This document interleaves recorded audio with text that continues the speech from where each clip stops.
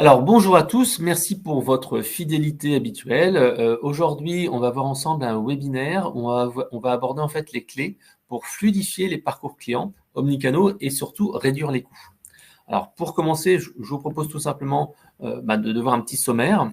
Donc, moi, je m'appelle Frédéric Canevet, je suis responsable des projets digitaux chez Eloquent. Et aujourd'hui, en fait, on va aborder ce sujet clé qui est pour moi l'optimisation des parcours clients. Donc, on commencera tout d'abord avec un rapide rappel de qui est Eloquent, ce que nous proposons comme outil et comme solution. Ensuite, très rapidement, on verra comment identifier les moments du parcours client optimisé. Et ensuite, on verra 2 fois 7 clés pour optimiser les parcours clients. On verra la partie canaux asynchrones, téléphone, chat, messaging, type WhatsApp.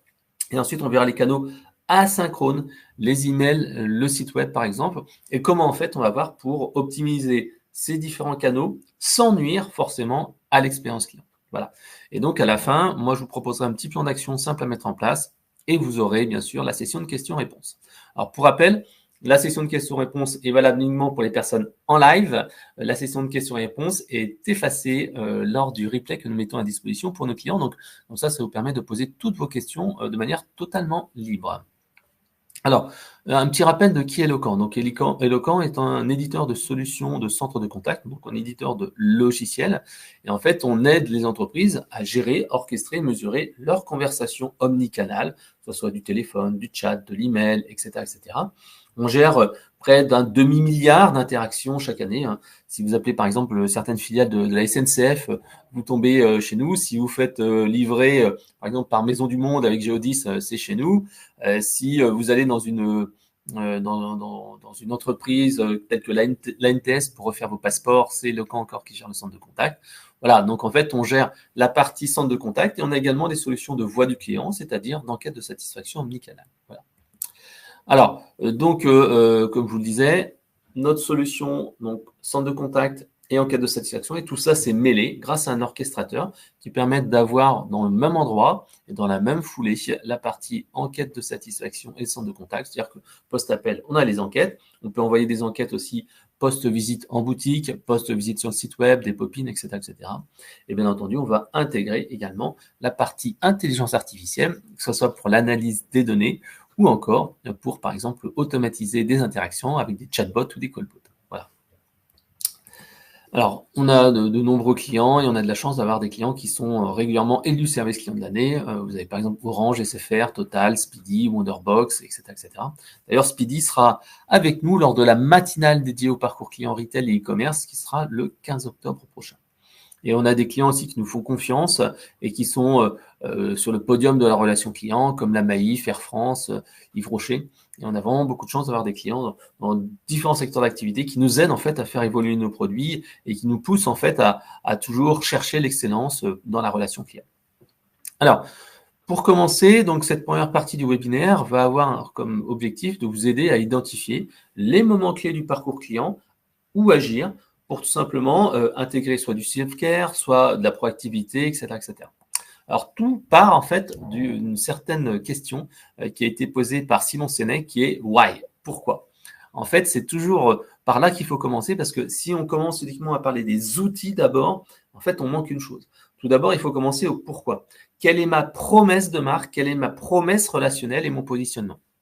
Par exemple, si je suis dans le domaine du haut de gamme, du luxe, etc., forcément, je ferai peu d'interactions automatisées, donc peu de chatbots, peu de callbots. Au contraire, je vais essayer d'avoir une relation humaine, chaleureuse, empathique. Je donnerai l'exemple, par exemple, de la Maïf. La Maïf qui est un de nos clients et qui nous dit « Non, chez nous, on ne fera pas de bots, on ne fait pas de callbots, on ne fait pas de chatbots, etc. » Parce que pour nous, c'est l'humain avant tout. Et vraiment, il travaille beaucoup sur la posture, la gestion des émotions et tout ça, parce qu'en fait, c'est quelque chose qui est essentiel pour eux. C'est ne pas automatiser, mais créer vraiment un relationnel fort avec leur marque. Et c'est pour ça qu'ils sont toujours dans les numéros 1 de la relation client. Donc d'abord, réfléchir à cette promesse de marque.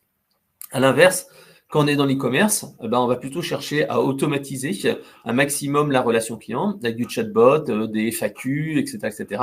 On cherche à digitaliser les appels parce qu'en fait, la promesse de marque n'est pas forcément un relationnel énorme, mais c'est plutôt essayer de automatiser une partie des interactions à faible valeur ajoutée et se concentrer sur les moments qui comptent et à ce moment-là, traiter vraiment l'insatisfaction. Voilà, donc c'est pour ça. Et il y a aussi ces systèmes de pic de demande en fait qui fait ça. Donc vraiment, commencer par le pourquoi. Quelle est ma promesse de marque? Quel est mon positionnement? Et de là, on va découler sur le comment. Le comment, c'est comment je vais matérialiser cette promesse. Si je reviens sur la Maïf tout à l'heure, cette matérialisation de promesse, moi je veux être numéro 1 de la relation client dans le secteur des mutuelles assurances. Je veux de l'humain, je veux du relationnel. Donc on travaille sur les émotions, on travaille sur la posture, donc on va travailler aussi sur la fluidité. Donc pas forcément de l'automatisation, mais on va travailler sur d'autres outils. Par exemple, on peut travailler sur la visio-assistance, voilà, qui est, on verra tout à l'heure, qui est un canal waouh. Et enfin, quoi? Eh bien, c'est l'outil qui va être mis en place. Donc ça, en fait, c'est ce qu'on verra juste après. Alors, donc une fois qu'on s'est vraiment mis d'accord sur le pourquoi, le comment et bien sûr la mise en place de l'outil, eh bien, il faut décider où agir en priorité dans son parcours client. Alors, il y a plusieurs manières de le faire. Soit en fait, on va travailler de manière proactive, soit on va travailler sur le self-care. Donc, self-care, c'est que le client il fait tout seul sa demande, c'est de traiter lui-même sa demande. Soit on travaille sur la productivité des équipes, soit en fait, on va développer de nouveaux services, par exemple du 24/7. Donc, la proactivité, qu'est-ce que c'est? C'est tout simplement se dire, bah voilà, je sais, avec les questions qu'on a posées tout à l'heure, le why, le pourquoi, le comment et la manière dont ça va être mis en place, ben, on veut vraiment avoir une proactivité importante. On va identifier, par exemple, des pics d'appel annuels, ponctuels. On a comme ça un client dans le domaine des jouets qui, en fait, a une saisonnalité qui est énorme. À partir de, on va dire, octobre, novembre, décembre, ben, c'est multiplié par 10 le trafic au moins.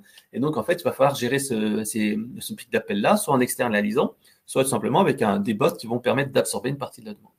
Ça peut être également la proactivité avec de l'onboarding process. Comment on va faire pour intégrer les nouveaux clients et leur envoyer, par exemple, des emails réguliers qui permettront d'être sûr que tout se passe bien.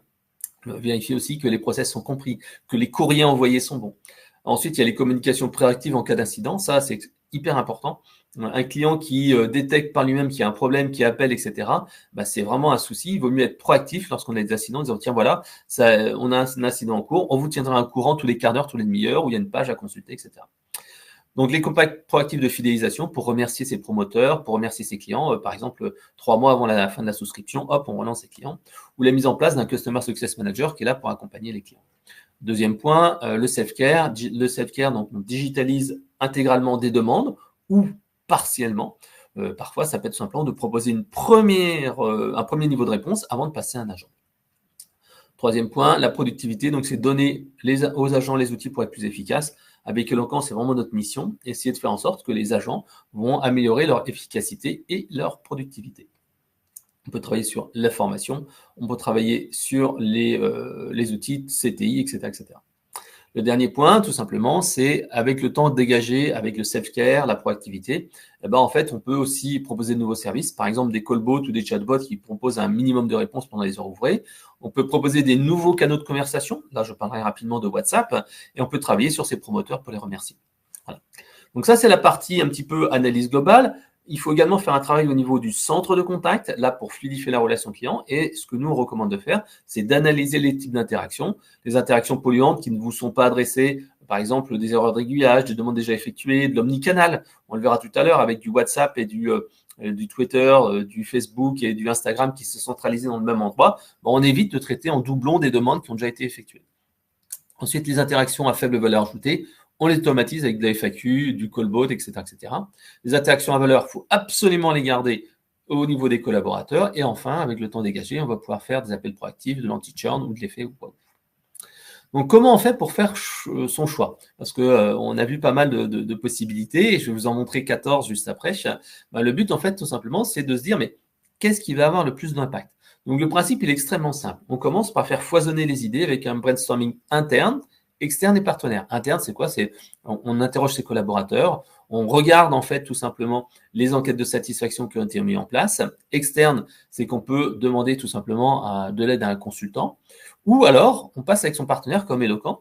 Nous, ça nous arrive très souvent de faire un rendez-vous annuel avec nos clients. Et en fait, ce rendez-vous annuel est un moment un petit peu stratégique. On ne va pas parler des outils opérationnels. On va dire, mais quels sont vos enjeux? Quels sont vos objectifs? Et nous, on peut dire, tiens, voilà, il y a telle solution qui a été mise en place. On est capable de vous faire telle chose. Regardez ce qu'on a fait chez d'autres clients, etc., etc. Donc là, on est vraiment sur prendre de la hauteur, définir quels sont les enjeux. Et là, bien sûr, c'est un moment important parce que vous aurez une liste à l'après-vert de solutions. Ensuite, vous notez en fait de 1 à 10 les idées avec le potentiel le plus important, avec 3 critères que vous notez à chaque fois de 1 à 10. Le premier critère, c'est l'impact CX. Par exemple, ça peut être 5 sur 10. Ensuite, deuxième critère, c'est le coût financier humain. Est-ce que ça coûte cher? Est-ce que c'est long à mettre en place, etc. Là, encore une fois, de 1 à 10. Et le dernier point, c'est l'envie de le mettre en place. Donc, cette fameuse méthode ICE, ce qui veut dire que ça, c'est quelque chose qu'on veut vraiment mettre en place, c'est essentiel, pour nous, c'est stratégique, etc., etc. Et en notant à chaque fois, avec une note de 1 à 10, tous ces différents critères-là, ces 3 critères-là, on arrive à un top. Et avec ce top-là, en fait, on va pouvoir choisir celle avec les meilleures notes. Généralement, je vous recommande d'avoir une quick win, c'est-à-dire une solution qu'on peut mettre en place immédiatement, et 4 initiatives majeures sur lesquelles, en fait, vous allez réaliser un business plan prévisionnel avec, bien sûr, l'impact business, le retour sur investissement attendu, et ensuite, bien sûr, lorsqu'on a mis en place les solutions, on calcule le ROI. Donc voilà, cette méthode vraiment simple permet de filtrer, d'identifier ses priorités pour sa roadmap, avec toujours des priorités. Moi, je vous conseille toujours de faire des priorités au trimestre, avec des actions qui peuvent être menées chaque mois ou chaque semaine, mais vraiment une priorité au trimestre et bien sûr une vision à l'année de ce qu'on veut faire. Donc, une fois qu'on a ces différents éléments-là, tout simplement, on va pouvoir passer aux clés pour fidéliser. Alors, n'hésitez pas, si vous avez des questions dans le chat, n'hésitez pas à les poser, j'y répondrai durant la présentation. Donc, commençons en fait par les premières 7 clés pour fluidifier les parcours clients sur les canaux synchrones. Donc, je le disais, c'est le téléphone, etc., etc. Là, en fait, je vais vous donner des exemples concrets, pratiques de ce que l'on peut faire et mettre en place pour optimiser ses parcours clients et sa relation client. Pour cela, en fait, on va avoir encore 3 catégories. La première catégorie, on en a parlé tout à l'heure, c'est le self-care. Comment je vais faire pour que mes clients puissent traiter leurs demandes de manière autonome? Et on verra les chatbots, les callbots, le SVI visuel. Deuxième chose, on peut travailler sur la qualité de traitement. La qualité de traitement, c'est en fait, je vais faire en sorte que l'interaction, la demande, le problème du client soit traité de manière beaucoup plus simple, beaucoup plus fluide pour lui et que l'expérience soit beaucoup plus agréable. Et là, on parlera de la visio ou du SVI en langage naturel. On peut travailler également sur la productivité. La productivité, c'est comment on va traiter plus de demandes plus facilement. Et par exemple, on va pouvoir travailler sur des demandes via WhatsApp ou les réseaux sociaux, puisqu'en fait, on voit bien qu'il y a vraiment une grosse faiblesse. Et le service client de l'année, cette étude-là, met en avant le fait que le traitement des demandes sur les réseaux sociaux est pour l'instant pas très fait de manière professionnelle.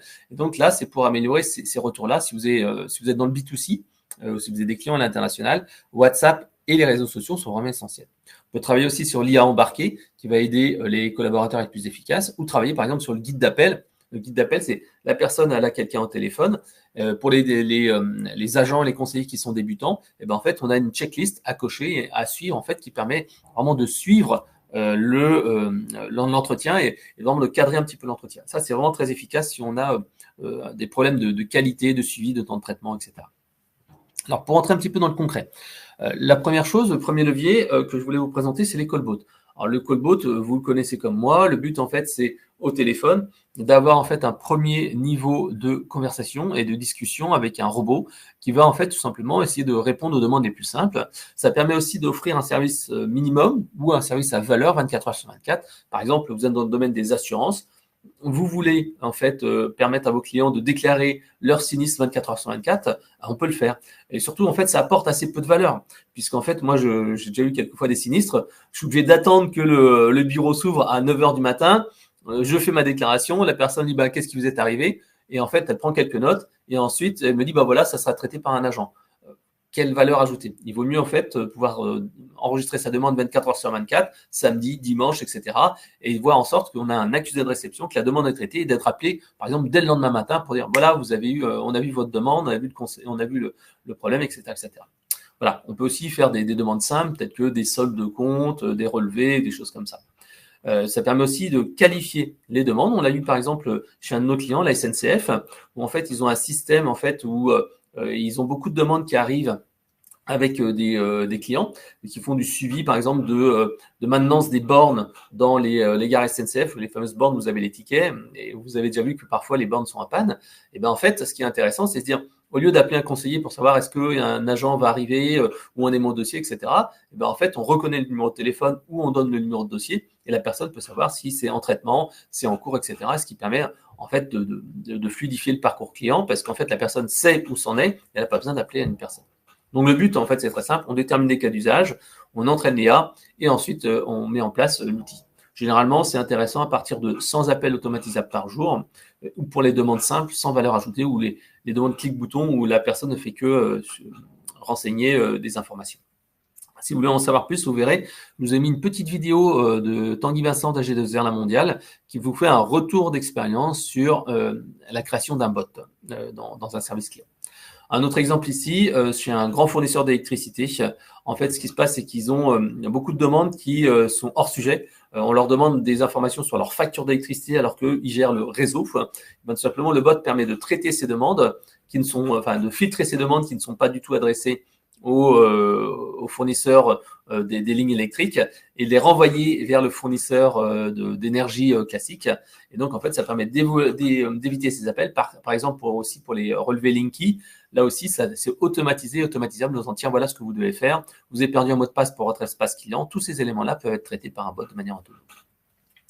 Donc, le bot est quelque chose qui est très puissant et qui permet de gagner du temps et d'avoir une qualité de traitement automatisée. Ce qui se passe, c'est que le bot, en fait, grosso modo, je vous le disais, il fallait une centaine d'appels par jour. C'est un projet quand même sur 3 à 6 mois pour mettre en place un callbot, parce qu'il y a la partie entraînement, choix des cas d'usage, etc. Il y a une autre solution qui est beaucoup moins chère, qui s'appelle le SVI visuel. Le SVI visuel a un petit peu le même objectif, c'est-à-dire que vous allez prendre en fait des demandes au téléphone. Quand la personne, en fait, elle est au téléphone, on lui propose de dire, tiens, pour votre demande, qui est par exemple avoir une attestation d'assurance, et en fait, cette demande-là, on va lui proposer ce type quelle est votre demande. La personne va dire je veux mon attestation d'assurance. Et à ce moment-là, on va lui dire est-ce que vous savez que vous pouvez traiter cette demande de manière autonome? Est-ce que vous voulez recevoir par SMS un lien afin de télécharger votre contrat d'assurance ou attestation d'assurance? Et là, en fait, on envoie un SMS. La personne arrive sur un petit menu qui lui permet en fait en restant au téléphone ou en ayant raccroché, de pouvoir avoir une interface optimisée qui va permettre de traiter sa demande. Ça, c'est vraiment intéressant parce qu'en fait, c'est beaucoup moins cher à mettre en place. Grosso modo, il faut 1 semaine, 2 semaines de mise en place et ça permet de traiter comme ça des demandes qui sont beaucoup plus faciles à traiter, comme par exemple du suivi de colis, du suivi de demande, des choses comme ça. Et ça limite en fait l'escalade vers des agents et c'est un coût qui est vraiment 4 à 5 fois moindre qu'un callbot, donc beaucoup plus simple à mettre en place, low-tech et bien sûr beaucoup plus écologique. Donc le principe est simple, la personne au téléphone, on définit des cas d'usage, on envoie un SMS et en fait la personne a une interface optimisée. Si jamais elle n'est pas contente et ça se passe pas bien, en fait, on peut lui dire je veux reparler à un agent. À ce moment-là, elle clique en fait sur un des boutons dans son téléphone et elle repasse dans la boucle et dans la file d'attente, mais de manière prioritaire, ce qui lui permet après d'arriver directement à un conseiller. Voilà, donc ça, cette méthode low cost est assez sympa. Et on a un autre cas d'usage là qui nous a été présenté par Tanguy Vincent d'AG2R La Mondiale, où tout simplement ils utilisent ce système-là pour absorber les pics d'appel pour les cartes de tiers payants. Donc lors des pics d'appel, quand il y a un motif qui est « je veux ma carte de tiers payant », ils imposent en fait le SVI visuel et la personne reçoit un SMS. Si elle est vraiment bloquée, après elle retourne dans la boucle. Et autrement, durant le reste de l'année, c'est une proposition. On dit tiens, est-ce que vous voulez recevoir un SMS pour traiter votre demande? Et à ce moment-là, la personne accepte ou pas. Et les résultats sont assez sympas puisqu'en fait, ils arrivent à gérer quasiment 55% des demandes sur ces fameuses cartes de tiers payants en self-care. Donc, un appel sur 2 qui a été self-carisé avec une bonne satisfaction client. Donc là, on est vraiment dans le win-win. Il y a également aussi, je vous en avais parlé tout à l'heure, si vous êtes dans le domaine du B2C, si vous avez une marque grand public, un public jeune, si vous avez des demandes qui nécessitent d'avoir de l'immédiateté, de l'urgence, si vos clients sont beaucoup sur mobile, si tout simplement vous avez besoin d'uniformiser la gestion des demandes sur les réseaux sociaux, ou si vous avez des clients qui sont à l'étranger, c'est vraiment intéressant d'intégrer dans la solution de centre de contact éloquent la gestion des réseaux sociaux. Puisqu'en fait, là, vous allez pouvoir ouvrir un nouveau canal, donc WhatsApp, et pouvoir en fait centraliser les demandes. C'est-à-dire que dans la même interface où il y a le téléphone, le chat, le mail, etc., il y a un nouvel onglet qui s'ouvre, qui est l'onglet réseaux sociaux et WhatsApp. Et à ce moment-là, en fait, les personnes, ils reçoivent en fait des messages, ils répondent directement depuis leur PC, et c'est assez efficace parce que l'historique est gardé. On peut aussi afficher après quel est le numéro client et se dire tiens, cette personne-là, elle a envoyé un message sur WhatsApp, elle a envoyé un message sur Twitter, sur Instagram, sur Facebook, etc., etc. On peut également automatiser, puisqu'en fait, ces canaux-là permettent en fait la mise en place de chatbots qui permettent de dire, voilà, pour les demandes les plus simples, mot de passe oublié, blocage de carte SIM, etc., etc. On peut avoir un pré-traitement qui peut être effectué. Donc là, c'est assez intéressant parce que ça permet de gagner du temps et offrir des nouveaux canaux qui sont très appréciés des clients. Un autre point, j'en parlais tout à l'heure, si on traite en fait ça sur l'efficacité et l'expérience client lors du parcours client, la visio-assistance, c'est véritablement une machine à waouh. En fait, le but, en fait, c'est de prendre en fait le téléphone du client. C'est-à-dire que voilà, vous avez un client qui est au téléphone, qui vous dit bah tiens, j'ai un problème avec je sais pas ma machine à café ou un produit, ou mon ordinateur. En fait, l'agent au téléphone, il dit, bon voilà, quel est votre problème? Ah, tiens, il essaie de voir un petit peu s'il y a des soucis particuliers. S'il n'arrive pas, il dit, bah tiens, on va faire une petite visio. Et là, automatiquement, en fait, il vous envoie un SMS. Le SMS, en fait, permet de lancer une application qui permet d'utiliser cette fameuse caméra là devant de votre téléphone. Donc, d'un côté, vous avez l'agent qui est là, on voit sa tête, et vous voyez un peu ce qu'il vous dit, etc. Et l'agent, il voit avec votre caméra. Et donc, vous lui montrez, tiens, regardez, voilà ce qui se passe sur l'ordinateur, qu'est-ce que vous pouvez faire, etc., etc. Donc, ça permet de donner des yeux aux agents et de partager aussi de partager son écran à distance. On peut aussi faire de la prise de contrôle à distance avec cet outil-là. Et en fait, ça permet comme ça de réduire la complexité de certains traitements de problèmes. On a quelques cas d'usage que je vous ai cités ici. Par exemple, Kiloutou, qui gère ainsi 15% de ses appels grâce à la visio assistance, 15% de résolution au premier appel grâce à la visio. Ils ont économisé quasiment 2000 heures de déplacement en un an. Donc, c'est quand même assez important au niveau de la RSE, du temps perdu, de la rentabilité économique. Un autre exemple, c'est celui d'Atlantique. Grâce en fait à ce système-là, ils évitent à peu près 40% des déplacements et 10% de réduction du temps d'intervention parce que ils savent un petit peu ce qu'il y a, ils savent la marque du chauffe-eau, ils savent la pièce, etc. Et c'est vraiment puissant parce qu'ils nous disaient des fois, il y a des clients qui les appelaient en disant ouais, j'ai un chauffe-eau Atlantique, alors qu'en fait, c'était en regardant avec la caméra, ils voient en fait que c'est un chauffe-eau d'une autre marque, alors que la personne au téléphone disait mais je comprends pas, ça marche pas, ah là là là là là, et en fait, on se rend compte que la visio c'est super intéressant. D'ailleurs, si vous êtes présent au CX Summit Eloquent qui aura lieu le 21 novembre prochain, donc le CX Summit Eloquent, c'est notre journée entière d'ateliers et de conférences sur la relation client. Vous aurez un retour d'expérience de Fnac Darty sur la mise en place en fait de la visio-assistance chez Fnac Darty. Donc ça va être vraiment une session qui va être super intéressante et que je vous invite à suivre le 21 novembre prochain. Alors, je vous ai mis ici deux vidéos. La première, justement, de celle de Kiloutou et l'autre d'Atlantique, que vous verrez là. Et la deuxième, qui est assez pertinente, c'est celle de Bouygues Télécom Entreprise. En fait, Bouygues Télécom Entreprise, ils ont commencé à mettre en place un callbot au départ dans leur centre de contact, mais ils se sont rendus compte, en fait, qu'ils avaient des problèmes très complexes. Parce que la téléphonie, c'est pas comme réparer une machine à laver ou une cafetière, c'est quand même assez technique. Et donc, ils se sont dit, non, ils ont mis en place le callbot, mais ils se sont rendus compte que c'était trop complexe à gérer avec un callbot. Et finalement, ils ont mis la visio-assistance. Et finalement, la visio-assistance a permis de résoudre plus facilement les problèmes et d'améliorer en fait le NPS et la satisfaction client.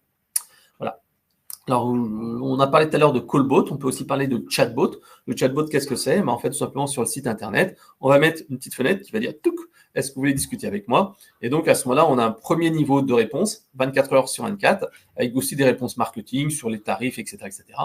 Donc, ça permet aussi de faire de la qualification de dossiers, récupérer des numéros de tickets, des numéros de dossiers, etc., etc. Donc, en fait, l'intérêt du chatbot, c'est véritablement de connecter le chatbot avec le système d'information pour aller récupérer des informations et pas rester dans les questions génériques. Parce qu'autrement, si c'est que des questions telles que les horaires d'ouverture et tout ça, ça apporte assez peu de valeur ajoutée. Par contre, à partir du moment où on se connecte au CRM et qu'on sait c'est tel client qui a tel numéro de commande, on peut l'informer sur le suivi, etc. Là, on a vraiment de la valeur ajoutée. Alors, avec l'arrivée de l'IA générative, les chatbots ont vraiment gagné en puissance et en efficacité.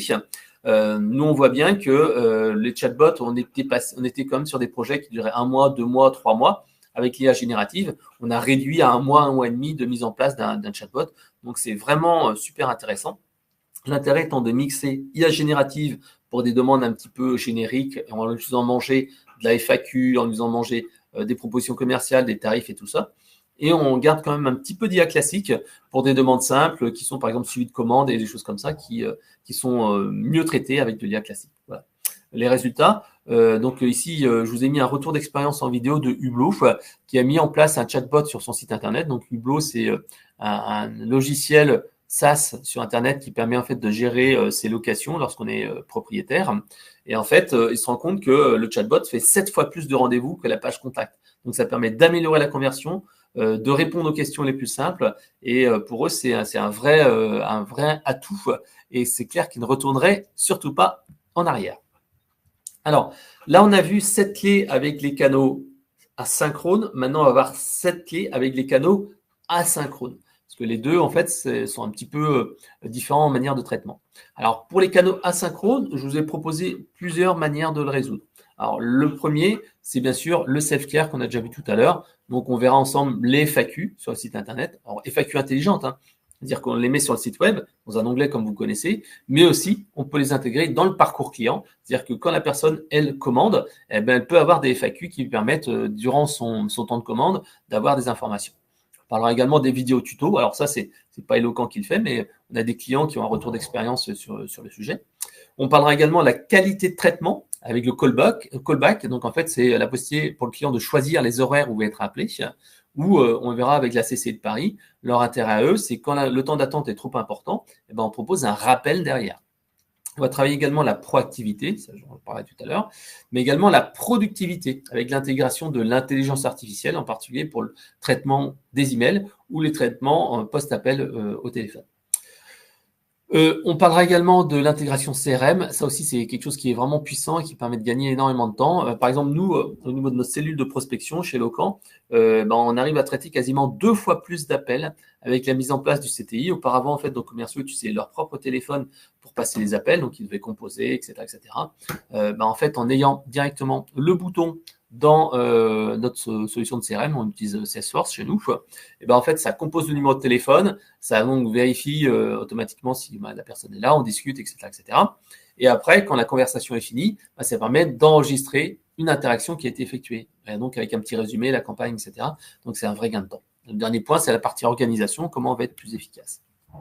Alors, le premier point, comme je vous le disais, c'est la partie proactivité. La partie proactivité, c'est simple. Là, en fait, on a un client dans le domaine des assurances scolaires qui envoie en fait quelques jours avant la rentrée scolaire un SMS de manière proactive, donc qui permet tout simplement de vérifier que la personne a bien téléchargé son attestation pour éviter que le jour de la rentrée, elle appelle au téléphone en disant tiens, j'ai pas mon login mot de passe, comment je fais pour me connecter, etc., etc. Donc là, en fait, le but, c'est vraiment d'essayer de traiter ces appels de volume qui sont de manière saisonnière et le faire en fait vraiment en amont pour réduire ces appels-là et pour se concentrer en fait sur les appels à valeur ajoutée où il y a vraiment des problèmes, où il y a des urgences, où on va faire de la souscription de produits payants. Donc comment on va faire? On va analyser la saisonnalité. On peut envoyer du SMS, de l'email proactif, du callbot, etc., etc.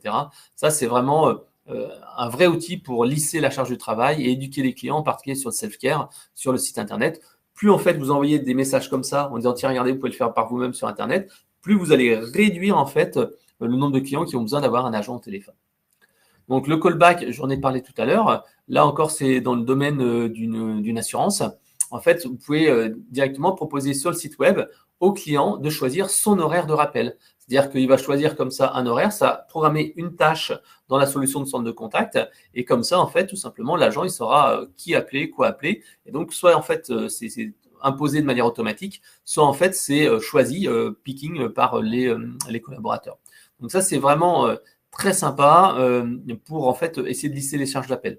On l'a également chez un de nos clients, la CCI de Paris, où tout simplement, lorsque la personne reste trop longtemps au téléphone, un temps d'attente de X minutes, à ce moment-là, en fait, on propose un callback au client et après, c'est lancé dans les rappels des agents. Donc, c'est en automatique. Ils se disent, tiens, quand ils ont fini le rappel, on leur pousse après un appel à effectuer.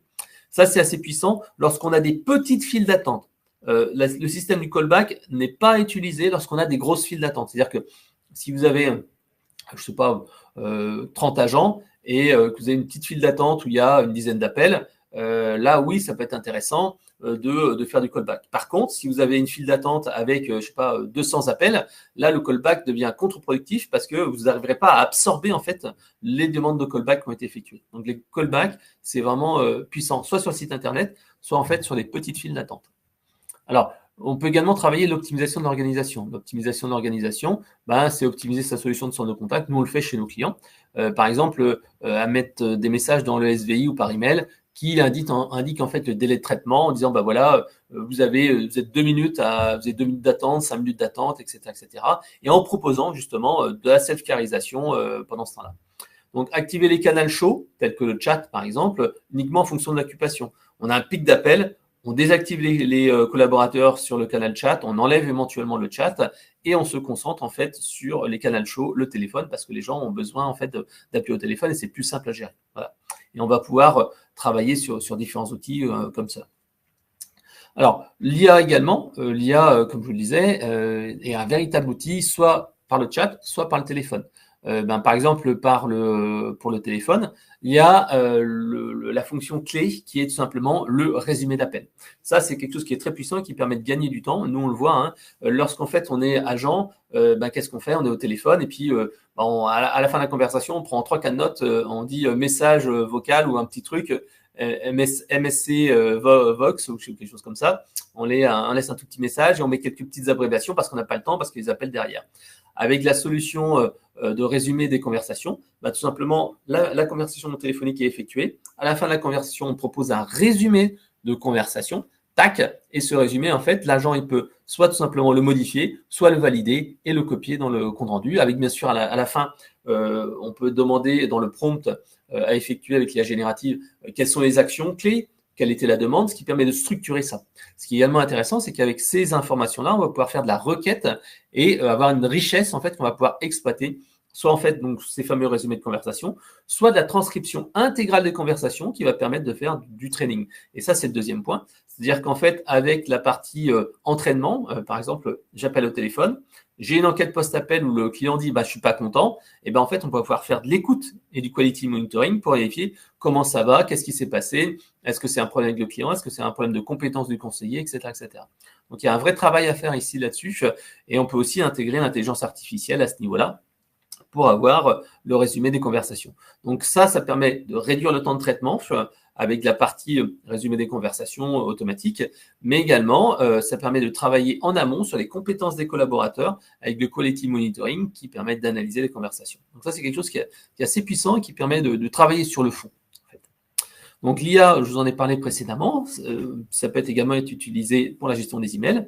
Donc c'est surtout utilisé en fait pour les nouveaux agents qui montent en compétences et pour aider en fait les agents qui ont aussi des faiblesses en orthographe. C'est-à-dire qu'on va avoir l'outil qui va analyser l'email entrant et en fait il va proposer une réponse personnalisée. Donc ça, c'est assez puissant parce que ça permet de gagner du temps et d'avoir en fait cette charte relationnelle avec par exemple du tutoiement, du vouvoiement, etc., etc., qui va être effectué directement depuis l'application. Donc, encore une fois, ça c'est simple et ça fait gagner du temps. Alors, je vous ai mis ici un petit cas pratique avec la CCI de Paris. Vous pourrez regarder ça tranquillement. Ils ont en fait mis en place, bien sûr, cette fameuse gestion des compétences qui permet de dispatcher les appels sur les bonnes personnes. Donc, plus il y a de personnes multi-compétences, plus ça permet de traiter les appels et donc d'avoir une qualité de service optimale. Ils ont fait également le callback en cas d'attente prolongée. Et le dernier point, c'est qu'ils ont mis en place en fait le CTI avec leur CRM, qui est Microsoft CRM. Et là, encore une fois, il y a vraiment un gain de temps très important, puisqu'en fait, les personnes, quand ils appellent à la CCI de Paris, il y a leur fiche qui apparaît. Si, comme ils ont plusieurs CRM, parce qu'il y a la CCI de Paris et la CCRI, je crois, de la Seine-et-Marne, et en fait, selon ce que l'agent doit prendre, en fait, il peut choisir dans quelle base de données il intègre la demande. Il y a vraiment une gestion poussée qui permet de gagner du temps aussi dans des appels sortants, des campagnes et tout ça.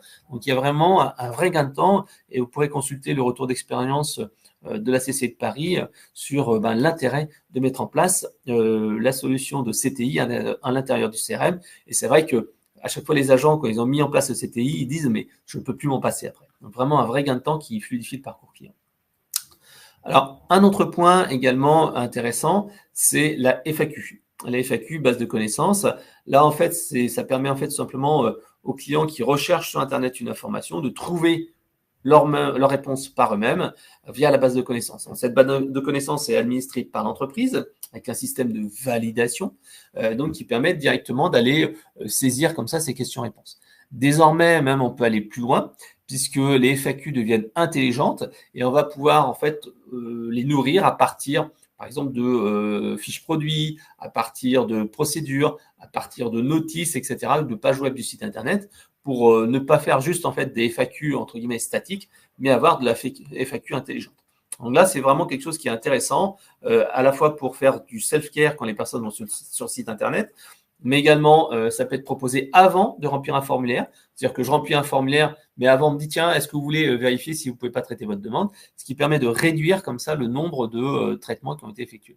Donc, faire de l'évitement de demande. On peut également aussi l'utiliser d'une autre manière. C'est tout simplement, la personne, elle envoie un email et en fait, derrière, on lui envoie un email de confirmation. Et dans l'email de confirmation, on lui envoie un petit message en tiens, est-ce que vous voulez essayer de traiter votre demande selon votre type de demande? Voici les questions les plus fréquentes qui ont été traitées. Ça va permettre peut-être de traiter cette demande de manière autonome. Donc là, encore une fois, FAQ sur site pour du self-care, avant remplissage de formulaire et un accusé de réception pour leur dire, bah, tiens, votre demande, c'est peut-être comme ça qu'on peut la réduire, enfin la résoudre. Donc vraiment, encore un moyen d'inciter les personnes à traiter eux-mêmes leurs demandes. Alors, l'autre point que je voulais vous présenter ici, alors là, c'est pas traité par Eloquent, c'est vous qui le traitez en self-care, c'est tout simplement les tutos vidéo. Dans certains secteurs d'activité, c'est vraiment intéressant pour répondre aux demandes, faire de l'onboarding process des nouveaux clients ou aider les utilisateurs occasionnels à se former et à comprendre les procédures. Par exemple, on a le cas ici avec Atlantique.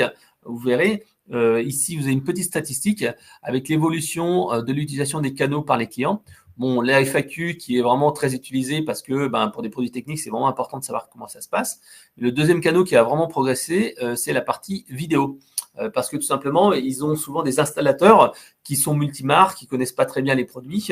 Et donc, en fait, ils mettent en place comme ça des vidéos self-care et ils les mettent sur le site internet, ils les mettent sur des extranets, ce qui veut dire que les installateurs, ils prennent l'habitude de rechercher en fait dans les vidéos les demandes et comme c'est du pas à pas, que c'est bien expliqué, ils se disent finalement, je commence d'abord par les FAQ, par les vidéos, et uniquement ensuite, après, j'essaye d'appeler au téléphone parce que c'est quand même mieux si je suis devant en fait un chauffe-eau en l'occurrence, de voir comment ça se passe avec toutes les étapes, parce qu'un technicien au téléphone, il ne pourra pas me montrer ce qu'il fait. Tandis que, sauf s'il a la visio-assistance, bien entendu.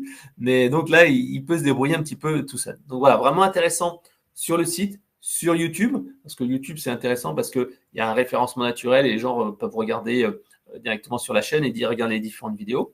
On peut le faire également en onboarding process ou tout simplement des vidéos qui sont envoyées par les agents aux techniciens afin de les aider à se débrouiller une fois qu'ils ont fini l'appel. Voilà.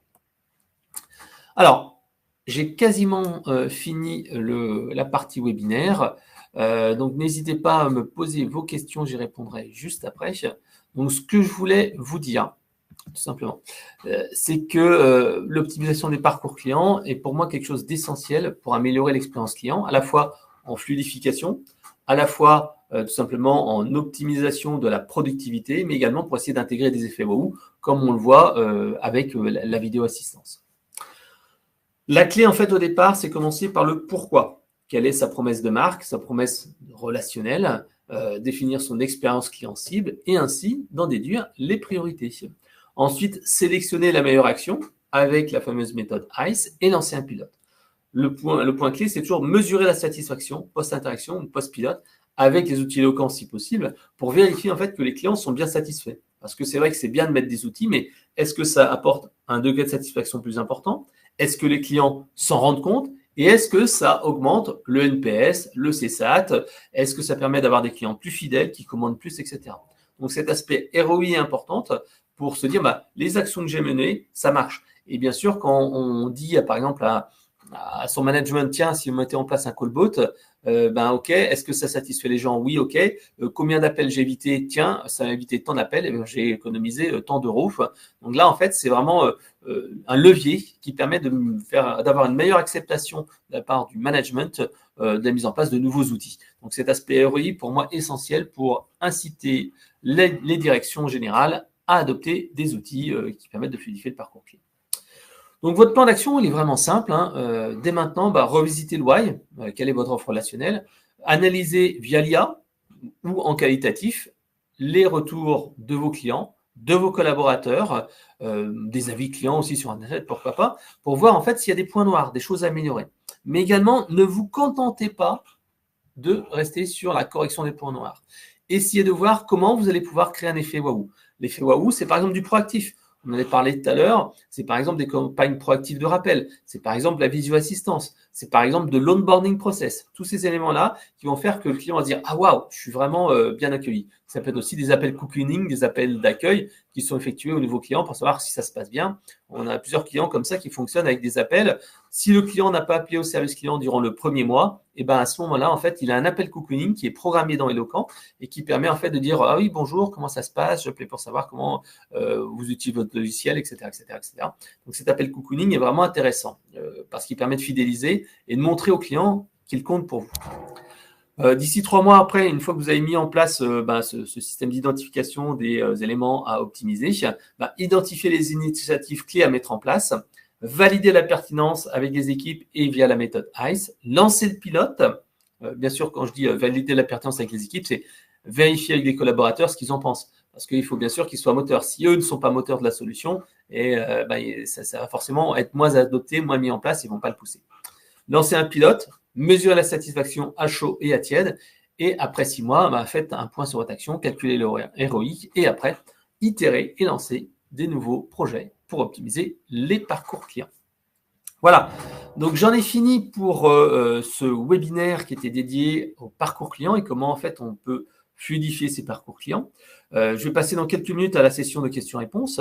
Ce que je voulais vous dire, c'est que si vous avez des questions, si vous voulez une présentation de ces différents outils et leviers que j'ai présentés, n'hésitez pas, vous pouvez poser la question via le chat ou tout simplement nous envoyer un email à marketing@eloquent.com ou marcom@eloquent.com. Je vais vous mettre ou information@eloquent.com. On est à votre disposition et en fait, on sera ravis de vous donner des astuces. Donc, l'autre point, c'est si vous voulez en savoir plus également sur les parcours clients, comme je le disais, si vous êtes dans le domaine du retail ou de l'e-commerce, donc si vous gérez le site e-commerce de votre entreprise ou la partie vraiment digitale, je vous donne rendez-vous le 15 octobre matin, puisqu'en fait, on a une matinale dédiée à l'optimisation des parcours clients dans le domaine du retail, également la partie e-commerce tout canaux. Donc là, on aura des belles interventions. Comme je disais, il y aura Speedy, École des loisirs, Alltrix, Bouygues Télécom, etc., etc. Donc on aura vraiment un très beau panel d'entreprises qui vous partageront leurs bonnes pratiques, à la fois sur la partie humanisation, mais également sur la partie intelligence artificielle et comment on peut utiliser les deux. Donc une belle matinale avec de beaux retours d'expérience. L'autre point, on peut aussi se retrouver le 21 novembre prochain pour le CX Summit Eloquent où on va parler aussi de digitalisation des appels et on aura une très belle journée à vous proposer. Voilà, ce que je vous propose, c'est qu'on passe maintenant à la session questions-réponses et je vais ici commencer. Alors, que veut dire les initiales SVI? Alors, merci Clémence, c'est vrai que parfois j'ai un peu trop tendance à parler de jargon. Donc, le SVI visuel, tout simplement, c'est le serveur vocal interactif. C'est-à-dire qu'au téléphone, les gens disent, le serveur dit taper 1 pour faire ceci, taper 2 pour faire cela. Donc, le SVI visuel, qu'est-ce que c'est? C'est tout simplement d'avoir quelqu'un qui est au téléphone et on lui dit, si vous voulez avoir votre carte du mutuel, tapez 1 ou dites oui. Et à ce moment-là, il reçoit un SMS et à ce moment-là, il a en fait sur son téléphone une interface optimisée pour le web qui lui permet de traiter sa demande. Donc, c'est ça le SVI visuel. Le SVI classique, c'est uniquement au téléphone. On dit taper 1, taper 2, taper 3 et je parle au téléphone. Le SVI visuel, c'est je passe d'une conversation téléphonique à une conversation digitale avec une interface optimisée pour le mobile. Alors, pour mettre en place un SVI visuel, il faut avoir un CTI. Oui, on peut mettre un callbot. Ça peut être aussi un SVI langage naturel. SVI langage naturel, c'est simplement la personne au téléphone, elle appelle, au lieu de taper 1, taper 2, taper 3, elle dit je veux faire mon suivi de colis, je veux savoir où en est ma commande, je veux faire une demande d'incident, voici mon numéro de dossier, c'est 1, 2, 3, 4, 5, 6.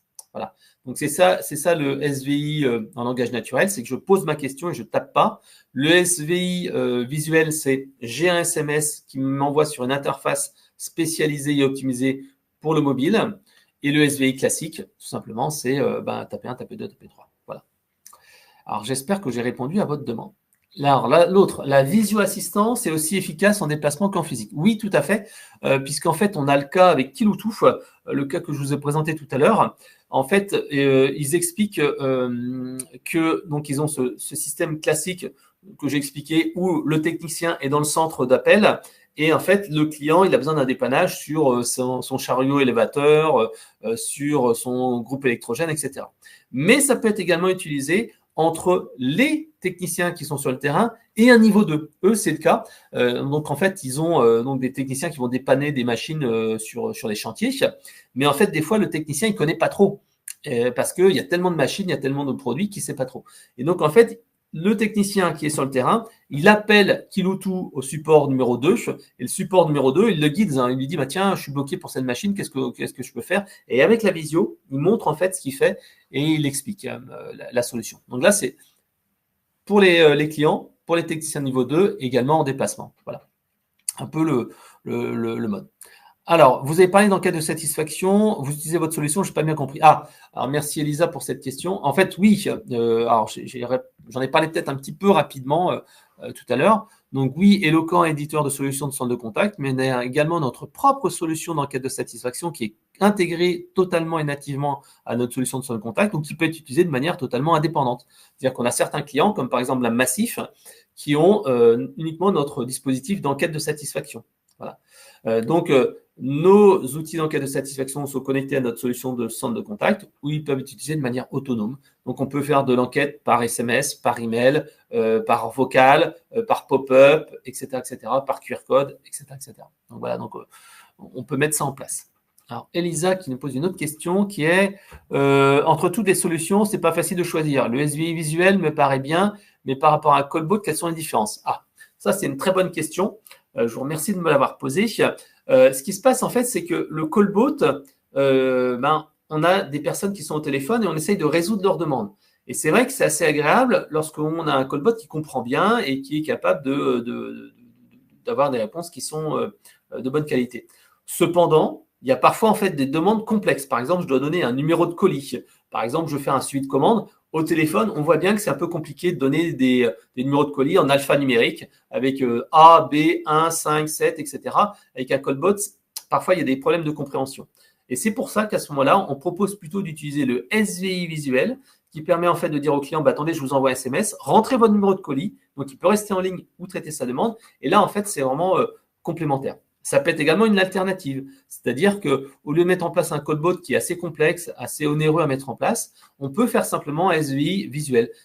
Il y a certains de nos clients qui se disent non, moi je veux un callbot parce que j'ai du volume, j'ai du traitement et je suis capable de faire du self-care et mes demandes sont facilement traitables à l'oral. Il y en a d'autres qui nous disent non, ma demande elle est plutôt complexe, c'est compliqué de le dire à l'oral, je préfère le faire à l'écrit. Et aussi il y a des questions de coût.